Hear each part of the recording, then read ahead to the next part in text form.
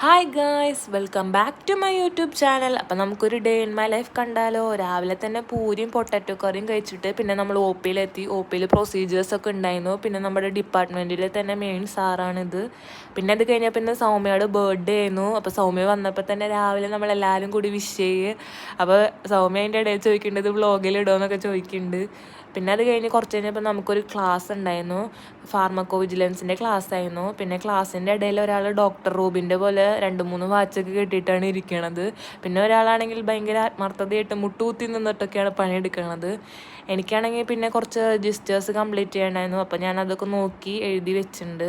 പിന്നെ വൈകുന്നേരം ആയപ്പോഴേക്കും പിന്നെ റൂമിലേക്ക് തിരിച്ചെത്തി. എനിക്കിന്നൊരു ഗിഫ്റ്റ് ഉണ്ടായിരുന്നു. അപ്പോൾ ഗിഫ്റ്റ് അൺബോക്സിങ് വീഡിയോ ആണ്.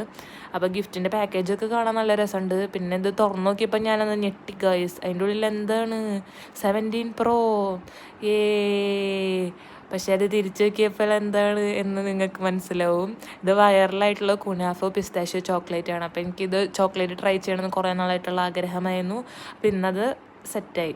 അപ്പോൾ ഇതിൻ്റെ പാക്കേജൊക്കെ നല്ല രസമുണ്ട്. ഗോൾഡൻ കളറിൽ കവറ്, നല്ല കട്ടിയുള്ള ചോക്ലേറ്റ് ആണ്. പിന്നെ ഞാനൊന്ന് ടേസ്റ്റ് ചെയ്തതാണ്. പിന്നെ വീഡിയോയ്ക്ക് വേണ്ടി ഞാൻ ഒന്നും കൂടി ടേസ്റ്റ് ചെയ്യാണ്. നല്ല ടേസ്റ്റാണ്.